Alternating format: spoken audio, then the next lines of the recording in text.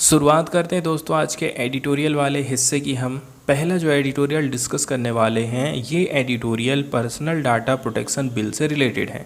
लेकिन यहाँ पर हम जो चीज़ डिस्कस करने वाले हैं वो पुराने वाले एडिटोरियल से थोड़ा हटके है। वहाँ पर जो मेनली फोकस किया जाता है वो सूचना के अधिकार अधिनियम को कमज़ोर करने को लेकर के उसका उल्लेख यहाँ पर ज़्यादा किया गया था। पिछले एडिटोरियल में पार्टिकुलरली फोकस किया गया था राइट टू इंफॉर्मेशन एक्ट 2005 के ऊपर, सूचना का अधिकार अधिनियम 2005, जिसके माध्यम से हम किसी भी डिपार्टमेंट से, जैसे अभी हाल फिलहाल में एमपी में पटवारी की भर्ती में फर्जीवाड़ा चल रहा है, तो आप सूचना का अधिकार लगा करके बहुत सारी जानकारी उस भर्ती से रिलेटेड जुटा सकते हैं। ये पावर थी सूचना का अधिकार अधिनियम की। लेकिन यहाँ पर हम देखते हैं इसके माध्यम से इसमें कुछ ऐसे प्रावधान भी किए गए हैं जिनसे बहुत सारे जो अधिकारी लोग हैं अपने आप को बचा ले रहे हैं। इसमें एक प्रावधान जो था 8 नंबर वाला था, ठीक है, जिसका हम पहले भी जिक्र कर चुके हैं। तो उसमें एक जो प्रावधान ऐसा है कि उस प्रावधान के माध्यम से ऑफिसर ये कह देगा कि ये जो है किसी पर्सनल डेटा से संबंधित जानकारी है, इसलिए मैं इसको आपसे शेयर नहीं कर सकता हूँ। और यही बात जो है पर्सनल डेटा प्रोटेक्शन बिल में भी सरकार लेके आ रही है। ऑलरेडी से इसमें जो सूचना का अधिकार अधिनियम है उसको डाइल्यूट करने की बात यहाँ पर करी जा रही है। ऑलरेडी से पहले भी ऑफिसर लोग सही सही जानकारी नहीं देते थे, घुमा फिरा करके जानकारी दे देते थे, बोल देते थे कि ये जो है आप किसी की पर्सनल इन्फॉर्मेशन मांग रहे हैं। वहीं ये कानून भी कहता है कि आप इसके माध्यम से पर्सनल जानकारी नहीं मांग सकते हैं। यदि पर्सनल जानकारी लग रहा है ऑफिसर को कि ये पर्सनल जानकारी से रिलेटेड है, तो वो आपको मना कर देगा कि मैं आपको जो है अपना डेटा नहीं दे सकता हूँ। यहाँ पर हमें सीख लेने की ज़रूरत है जीडीपीआर से। जीडीपीआर किसको बोल रहे हैं? General data protection regulation. इसको लाया था यूरोपियन यूनियन। पूरे देश दुनिया में पहली बार डेटा प्राइवेसी को सिक्योर करने के लिए बिल लाया गया था यूरोपियन यूनियन की तरफ से। इसने अपना काम चालू कर दिया था 2018 के लगभग मध्य वाले हिस्से में, और पूरे देश दुनिया में हम देखते हैं कि पॉपुलैरिटी इसने हासिल किया था। यहाँ आप इसको बोल सकते हैं कि इसके माध्यम से डाटा प्राइवेसी के जो कानून हैं इसके माध्यम से बेहतरीन तरीके से लागू हो पाए हैं।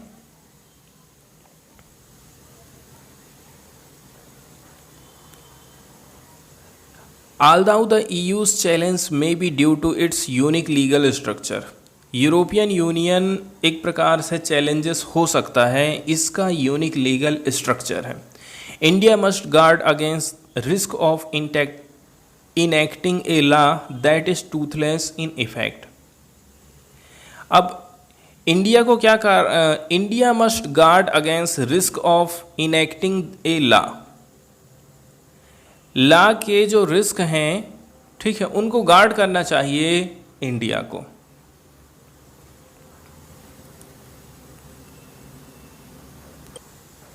हमारे देश में सरकार जो है digital personal data protection bill 2022 लेकर के आई। बहुत सारे राउंड के हम देखते हैं कि इसमें वाद विवाद हुआ, लोगों ने प्रोटेस्ट भी किया। तब क्या काम करी थी सरकार ने? पुराने वाले कानून को वापस ले ली थी। कह रही थी कि हम इसमें जो है संशोधन करने वाले हैं। लास्ट ईयर में जो डाटा प्रोटेक्शन बिल सरकार लेकर के आई थी, डीपी बिल 2022, पब्लिक कंसल्टेशन के लिए इसने रखा था। This is it's third recent attempt at drafting A data protection law. ये सरकार का तीसरी बार है कि सरकार ने टेबल में रखा है कि इसके ऊपर हम ड्राफ्ट बनाएंगे, आप लोगों की राय मांगी जा रही है, ऐसा तीसरी बार हुआ है। वहीं यदि हम देख लें इस बार जो ड्राफ्ट रिलीज़ किया गया है वो पुराने वाले कानून के हिसाब से तो बिल्कुल भी आप उसको कम्प्रहेंसिव नहीं बोल सकते हैं। मतलब वो बिल जो है उसमें कुछ ना कुछ हमें कमी दिखाई दे रहे हैं। कुछ न्यूज़ रिपोर्ट ऐसी भी सजेस्ट करती हैं कि गवर्नमेंट प्रेजेंट कर सकती है एक ऐसे बिल को जो कि पुराने वाले बिल से लगभग सेम ही हो। डीपीडीपी बिल की बात करें, ये केवल प्रोटेक्ट करता है पर्सनल डाटा को, that is any that data that has potential to directly और इनडायरेक्टली आइडेंटिफाई एन इंडिविजुअल। कोई डेटा जो कि आइडेंटिफाई कर रहा है किसी की पहचान को, केवल उसको प्रोटेक्ट करने की बात करता है ये कानून। आज के समय में हम देखते हैं हमारा देश मॉडर्न इकोनॉमी में एंटर कर रहा है। बहुत सारी जो एंटाइटिटीज़ हैं बहुत सारा डेटा का इस्तेमाल करती हैं, और ये एंटाइटिटी क्या काम कर रही हैं, हमारे डेटा से खुद कमाई कर ले रही हैं, और हम लोगों को पता तक नहीं चल पाता है कि ये कैसे करके हमारी इन्फॉर्मेशन को हासिल कर ले रही हैं। एग्जाम्पल के तौर पर देखा जाए, यूट्यूब ने आपने कोई चीज़ यदि प्रोडक्ट सर्च किए हैं, यूट्यूब में आप कोई प्रोडक्ट सर्च कर रहे हैं और वहीं पर यदि आप फेसबुक में चले जाते हैं तो फेसबुक क्या काम करेगा, उसके हिसाब से आपको वहाँ पर विज्ञापन दिखाना चालू कर देगा। मतलब आपके डेटा का इस्तेमाल करके यूट्यूब भी कमा रहा है, फेसबुक भी कमा रहे हैं, और जो बड़ी बड़ी कंपनियां हैं जैसे कि अमेजन है, फ्लिपकार्ट है, ये लोग भी पैसे कमा रहे हैं। बस हम लोग कुछ नहीं कर पा रहे हैं। तो सरकार सोचती है कि यहाँ से हम भी कमाएं। तो जो मॉडर्न डेटा इकोनॉमी है, इसका मतलब ये है आज के समय की जो कंपनियां हैं, उद्योग हैं, वो वेरियस टाइप ऑफ डाटा का इस्तेमाल करते हैं। इसमें पर्सनल डाटा भी हो सकता है, नॉन पर्सनल डाटा भी हो सकता है। नॉन पर्सनल डाटा हम किसको बोलेंगे, एक प्रकार से एनोनिमस डाटा होता है। आपको लगेगा ये किसका डाटा है, कुछ पता ही नहीं चल रहा है।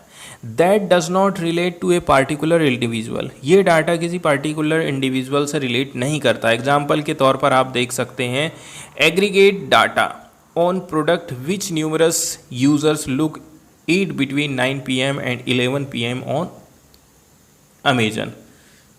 एग्जाम्पल के तौर पर बताया जा रहा है कि कुछ एग्रीगेट डेटा आपको प्रदान कर दिया जा रहा है। एग्रीगेट डेटा मतलब समग्र रूप से रात के 9 बजे से रात के 11 बजे तक कितने ऐसे यूज़र्स हैं जो कि अमेजन का इस्तेमाल कर रहे हैं, अमेजन में कोई प्रोडक्ट सर्च कर रहे हैं। अब यहाँ वो बता देगा कि लगभग 1 लाख लोग सर्च किए, 20,000 लोग सर्च किए। तो यहाँ जो संख्या है 20,000 वो किसी एक व्यक्ति से रिलेट नहीं कर रही है, यहाँ पर समग्र रूप से डेटा प्रस्तुत किया जाता है। तो इसको हम नॉन पर्सनल डेटा बोलते हैं।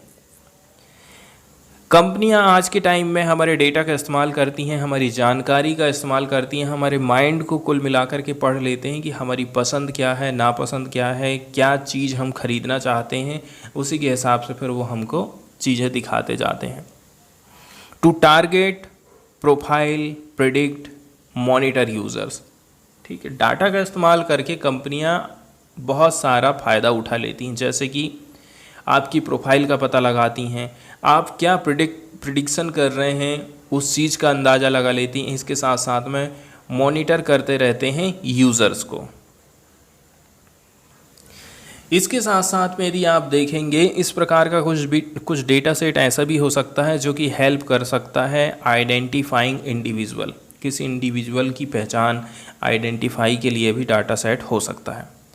ऑफन ये जो इस प्रकार का नॉन पर्सनल डाटा रहता है, जब इसको कंबाइन किया जाए अदर डाटा सेट के साथ में, इससे इंडिविजुअल को आइडेंटिफाई करने में मदद मिल सकती है। And in this way become personal data impacting user privacy.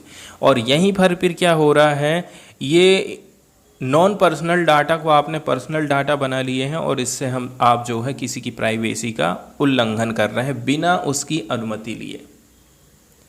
Example के तौर पर यदि हम बात करें, anonymous data set about individual Uber rides. Example यहाँ पर दिया जाता है कि जो डेटा हमारे पास अवेलेबल है उसमें खाली आंकड़े दिखाए गए हैं कि इतने लोग सवारी कर रहे हैं उबर की, लेकिन वहीं पर किसी इंडिविजुअल की जानकारी लेना हो तो ये चीज़ भी संभव हो गई है। नॉन पर्सनल डेटा को पर्सनल डेटा में तब्दील कर दिया जाता है। In new Delhi can be combined with prayer timing. नई दिल्ली को हम कंबाइन करके देख रहे हैं प्रेयर की टाइमिंग्स को। इससे आप आइडेंटिफाई कर देते हैं who belong to a certain community, कि वो पार्टिकुलर व्यक्ति किस कम्युनिटी से बिलोंग करता है। Which could include their home address, और इसमें इंक्लूड रहता है उनका होम एड्रेस। इस प्रकार से यहाँ डाटा का इस्तेमाल हो जा रहा है। सिग्निफिकेंट रिस्क टू प्राइवेसी, इससे आपकी प्राइवेसी क्या प्रभावित हो रही है।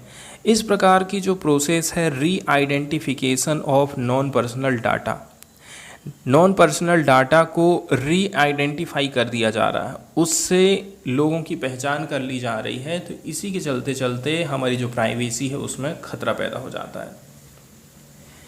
इस प्रकार का जो रिस्क है उसको अकाउंट किया गया था, उल्लेख किया गया था previous version of India's draft data protection bill 2018 में और 2019 में। लेकिन लेटेस्ट जो डेटा है, लेटेस्ट जो बिल लाया गया है उसमें इस प्रकार से कोई भी उल्लेख नहीं किया जाता है।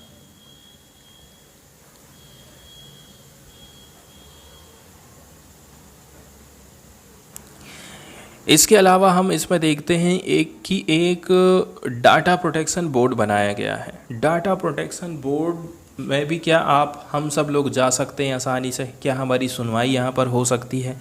ठीक है, क्या वो हमारे हिसाब से काम करेगा? एक और जो गैप है वो inability of propose data protection board to initiate a proceeding of its own accord. ये क्या है? अपनी मर्जी से प्रोसीडिंग का काम करता है, कार्यवाही अपने मर्जी से करेगा ये बोर्ड। इस बिल के अंडर में हम देखते हैं the board is the authority that is interested with enforcing law. यहाँ पर आप देख सकते हैं कि ये जो बोर्ड बनाया गया है वो एक प्रकार से अथॉरिटी है, एक प्रकार से ऐसी संस्था है जो कि कानून को लागू करवाने का काम करती है। Board can only institute proceeding for adjudication if someone affected makes a complaint to it। मेरे को लग रहा है कि मेरा कहीं डाटा उड़ाया गया है, डाटा चोरी हुआ है, मेरा डाटा ये ज़बरदस्ती कहीं ना कहीं मिसयूज़ हो रहा है, मैं ये बोर्ड में जाऊंगा और कंप्लेंट करूंगा, तब जा कर के वो अपनी कार्यवाही चालू करेगा, या फिर सरकार कहेगी उसको, या फिर कोर्ट कहेगा उसको, जब जा कर के वो काम करेगा।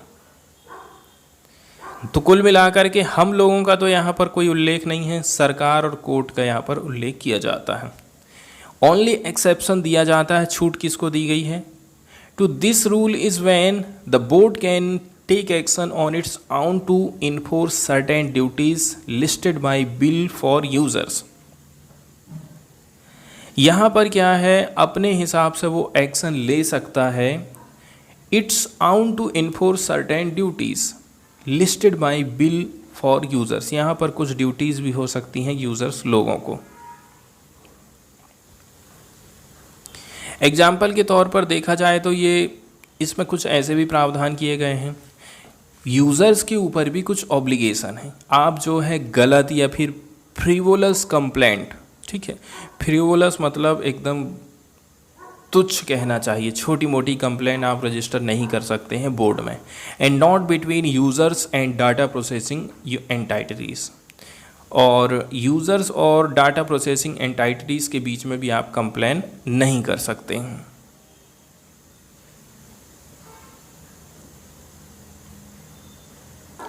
एग्जाम्पल के तौर पर यहाँ पर सबसे बेहतरीन उदाहरण दिया गया है कि किस प्रकार से हमारी प्राइवेसी का मिसयूज़ किया जा सकता है।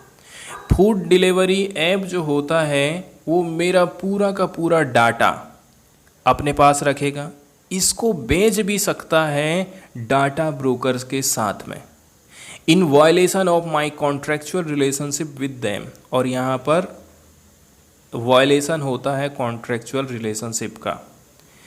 Individually I am have little resources और incentive to approach the data protection board. इसके अलावा मेरे पास कोई जानकारी नहीं है, रिसोर्सेज नहीं है, ठीक है, ना ही कोई इंसेंटिव है कि मैं डाटा प्रोटेक्शन बोर्ड के पास में जाऊंगा और उसको शिकायत करूंगा। On other hand may be in a better position to proceed against the food delivery app on its own on behalf of such all affected users. इसके अलावा हमारे देश में कंपटीशन कमीशन ऑफ इंडिया बनाया गया है जो कि रिस्पॉन्सिबल माना जाता है। इसी के माध्यम से इन्फोर्समेंट किया जाता है इंडिया के एंटी ट्रस्ट कानून को। Has the power to initiate inquiries on its own.